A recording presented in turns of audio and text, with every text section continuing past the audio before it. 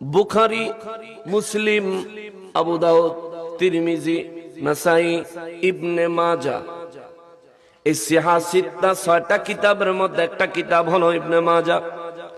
এই ইবনে মাজাহ কিতাবে 1388 নম্বর হাদিসে মুবারকে আমার নূর নবী রাহমাতুল লিল আলামিনের সাহাবী হযরতে আলী রাদিয়াল্লাহু তাআলা আনহু বলেন, আমার নবী রাহমাতুল লিল আলামিন বলেছেন, ইযা কানাত লাইলাতুন নিসফি মিন শাবান, উম্মতেরা রে, এরে উম্মত, শাবান মাসের 15 তারিখের রাত্রিটা যখন আগমন করে, শাবান মাসের 15 তারিখের রাত তোমাদের জীবনে যখন আগমন করবে, ফাকুমু লাইলাহা, ওই রাত্রটা তোমরা সারা রাত ইবাদতের মাধ্যমে কাটাও। চিৎকার দিয়া কোন সুবহানাল্লাহ। শাবানের 15 তারিখের রাত ইবাদতের মাধ্যমে কাটাইতে আমার নবী বললেন, নবীর কথা মানলে খুশি হবে কে? কানার বাচ্চারা কিছু দেয় না? কোথায় যাইতাম তাদেরকে নিয়ে? ইবনে মাজাহ শরীফ পড়বাটা অন্তত সিয়াসিত্তার কিতাবগুলো পড়স না, অন্তত সিয়াসিত্তার কিতাবগুলি পড়স না। মোল্লা কেমন হইছ? টুপি মাথার দিলে, পাঞ্জাবি গায়ে দিলে, ভাগরি বানলে মোল্লা রে। এই মোল্লার মর্যাদা তুই বুঝস?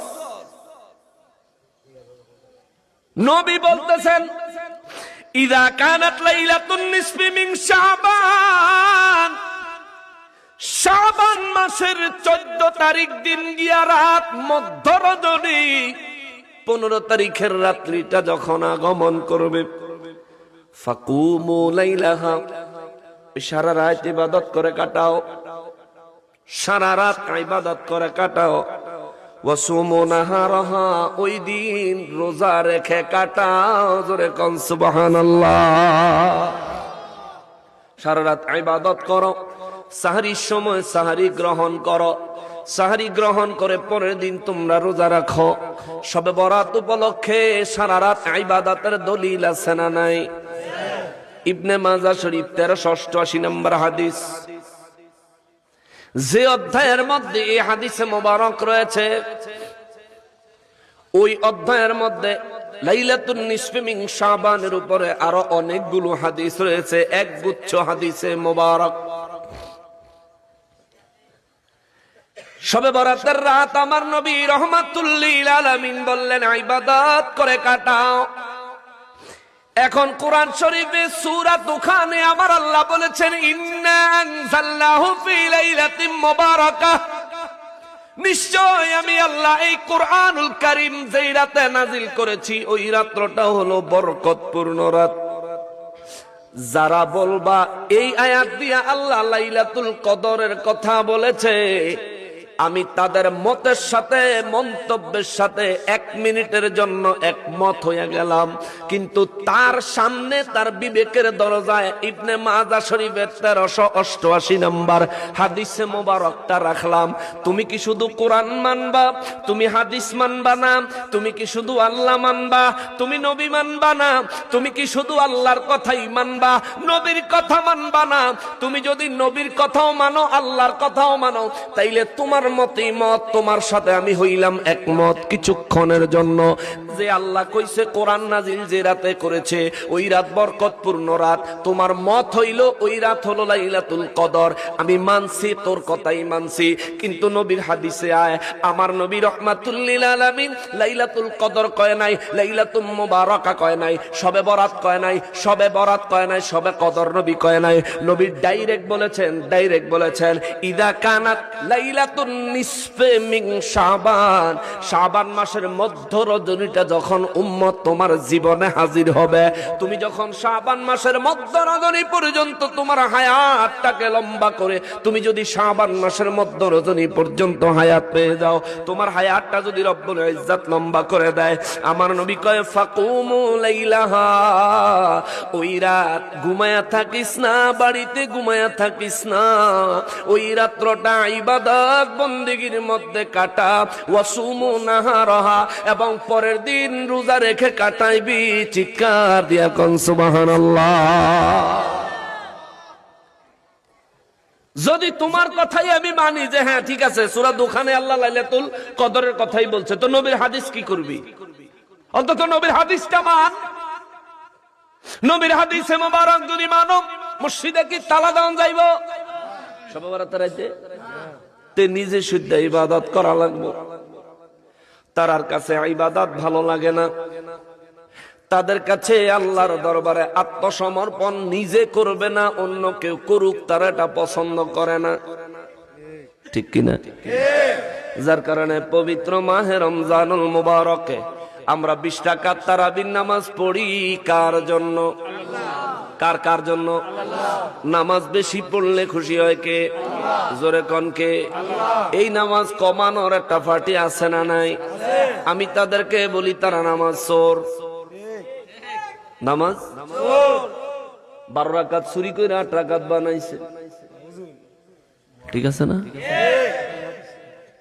20 রাকাত তারাবির নামাজ থেকে 12 রাকাত চুরি কইরা 8 রাকাত যারা বানাইছে, 12 রাকাত যারা নিজের মন গড়া নিয়ম মতো কমায় ফেলাইছে, আমরা অনায়াসে নির্দ্বিধায় কোন ধরনের টেনশন ছাড়া বলতে পারি এরা হলো জগতে নামাজ চোর,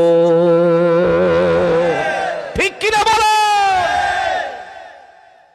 বিতিরের নামাজ 3 রাকাতের 1 রাকাত বানাইছে, বিতিরের নামাজ 2 রাকাত যারা চুরি করেছে কমায় ফালাইছে নিজের মন গড়া সিস্টেম দিয়া, আমরা অনায়াসে বলতে পারি এরাও নামাজ চোর। 2 দল একই দল। নামাজের পরে মুনাজাত বান্দা চায় কার কাছে? যে মৌলবীর ভালো লাগে না এটা মুনাজাত চোর, ঠিক কিনা? নবীর জামানায় কেউ নামাজের পরে জামায়াত একসাথে মুনাজাত দেয় নাই, এরকম কথা বলে, অথচ অজস্র হাদিসে মুবারক রয়েছে, অসংখ্য হাদিসে মুবারক রয়েছে। কোন একদিন মুনাজাতের উপর আলোচনা করব ইনশাআল্লাহ। মুসলমানের ও মুসলমান, আমার পেয়ারা নবীর উম্মতেরা রে, নবীজি রাহমাতুল লিল আলামিন বলেন উম্মত রে, শবে বরাত বাদ দিলাম, তার লগে একমত হইলাম আর কি, শবে বরাত বাদ। শাবান মাসের মধ্য রজনী যখন আসবে, এখানে অনেক ভিন্ন আকীদার মানুষ থাকতে পারেন, ভিন্ন আকীদার অনেক মানুষ থাকতে পারেন, কিন্তু আপনার বিবেকের কাছে দিয়া যায় আপনার হুজুরের লগে আমি একমত হইলাম। কোরআন নাজিল লাইলাতুল কদরে হইছে, আপনার হুজুরের সাথে আমি একমত হইলাম, কিন্তু নবীজি হাদিসে মুবারকে লাইলাতুল কদর কয় না, লাইলাতুল মুবারাক কয় না, নবী কয় লাইলাতুন নিসফে মিন শাবান। শাবান মাসের মধ্য রজনীটা যখন আসবে রে, এরে উম্মত ফাকুমু লাইলাহা, ওই রাত্রটা তোমরা ইবাদত করে কাটাইও, ওয়াসুমু নাহারাহা, ওই দিনটা তোমরা ইবাদত করে কাটাইও। যদি নবী মানো, নবীর কথা মানো, যদি নবীকে ভালোবাসো, নবীর কথা মতো না আমল করো, ঠিক কিনা বলেন? নবীজি রাহমাতুল লিল আলামিন উম্মতের জন্য খুশখবর দিলেন ইবাদতের, উম্মতের নির্দেশ দিলেন রোজা রাখার। এখন কেন রোজা রাখবেন, কেন রাত্রি ভর ইবাদত করবেন? আমার নবী সেটাও বলেন, নবী কয় ফা ইন্নাল্লাহা ইয়ানজিলু ফিহা লিগুরুবিশ শামসি ইলা সামাঈদ দুনিয়া। সুবহানাল্লাহ। কেন এই রাত ইবাদত করবি জানোস রে উম্মত? কেন গো নবীজি, কেন কেন কেন? আমার নবী বলেন কারণ হলো ওই শবে বরাতের রাত, লাইলাতুন নিসফে মিন শাবান, শাবান মাসের মধ্য রজনী যখন আগমন করে রে, ফা ইন্নাল্লাহা ইয়ানজিলু ফিহা লিগুরুবিশ শামসি, সূর্যটা ডুবার সাথে সাথে, সূর্য ডুবে যাওয়ার সাথে সাথে আমার রব্বুল ইজ্জত ইলা সামাঈদ দুনিয়া, প্রথম আসমানে কুদরতি ভাবে তাশরীফ রাখেন। আল্লাহ প্রথম আসমানে আগমন করেন কুদরতি ভাবে। এখন অনেকে কইব আল্লাহ যদি আরশে এই প্রথম আসমানে যদি আগমন করেন তাইলে আরশ আজিমে কে থাকে? ওরে ফকিন্নির ফুলা, আরশ আজিমে থেকে যে রব্বুল ইজ্জত তামাম সৃষ্টি জগৎ সামাল দিতে পারে রে, আমার ওই মালিক যে কোনো জায়গায় থেকে সমস্ত সৃষ্টি জগতের খবর রেখে তাদেরকে সামাল দিতে পারে। কথা কোন ঠিক কিনা? নবী আমার রহমাতুল লিল আলামিন বললেন, ফাইন্নাল্লাহা, অতঃপর নিশ্চয় আমার আল্লাহ, ইয়ানজিলু ফিহা লিগুরুবিশ শামসি ইলা সামাইদ দুনিয়া, সূর্যটা যখন ডুবে যায়, সূর্যটা যখন ডুবে যায়, সূর্যটা যখন ডুবে যায়, আমার রব্বুল ইজ্জাত প্রথম আসমানে আগমন করেন। সুবহানাল্লাহ। নবী প্রথম বলেন নাই, নবী বললেন ইলা সামাইদ দুনিয়া, দুনিয়ার থেকে যে আসমানটা দেখা যায়। সুবহানাল্লাহ। এই আকাশে আমার রব্বুল ইজ্জাত শাবান মাসের 15 তারিখের রাতে আগমন করেন। মুসলমান রে, আমার নবী বলেন আমার আল্লাহ আগমন করে চুপ করে বসে থাকে না। আল্লাহ রব্বুল ইজ্জত চুপ করে বসে থাকেন না। আল্লাহ কেন আগমন করেছেন আল্লাহর নিজের উদ্দেশ্য বর্ণনা করেন। সুবহানাল্লাহ। প্রথম আসমান থেকে আমার রব্বুল ইজ্জত সৃষ্টির দিকে নিজের কুদরতের মুখ ফিরায়া বক্তব্য দেন। ফায়াকুলু, আল্লাহ বলেন, আলা মিন মুস্তাগফিরিল্লি, এরে গুনাহগারেরা রে, দুনিয়ায় কে আছো গুনাহগার, আমার কাছে ক্ষমা চাও, ক্ষমা চাও। ফাগফির লাহু, যে ক্ষমা চাইবি আমি তারই মাফ করে দিব। আল্লাহু আকবার। যে ক্ষমা চাইবো তারই মাফ করে দিবে কে? আল্লাহ। জোরে কোন আল্লাহ, জোরে কোন আল্লাহ। তাহলে যেই ব্যক্তি পুরা বছর একদিনও মসজিদে আসে নাই, যেই মানুষটা সারা বছরে একবারও আল্লাহর কুদরতের কদমে সিজদা লাগায় নাই, এই মানুষটা শবে বরাতের রাতে আল্লাহর দরবারে যদি ক্ষমা চায়, আমার আল্লাহ তাকে ক্ষমা করতে পারেন কি পারেন না? ওরে ওয়াহাবি রে, তুই যে মসজিদে তালা দিলি, এই বেডার মসজিদে যাওয়ান যে বন্ধ করলি, এই বেডা তো আজকার আইতে আল্লাহর কাছে ক্ষমা চাইলে আল্লাহ তারে মাফ করে দিতে পারতেন, আল্লাহ তাকে রহমত দান করতে পারতেন, আল্লাহ তাকে হিদায়াত দিয়ে দিতে পারতেন। এমন হেদায়েত দিতে পারতো এই শবে বরাত থেকে বাকি জীবনে আর কোনোদিন কোনো নামাজ, কোনো রোজা, কোনো কিচ্ছু কাজা করতো না। ঠিক কিনা বলেন?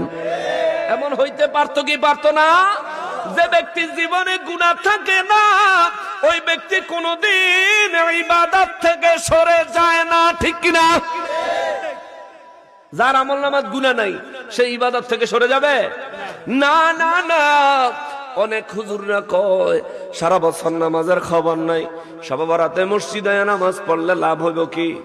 আহা, কত বড় জেহালতপূর্ণ, মূর্খতাপূর্ণ কথাবার্তা চিন্তা করে।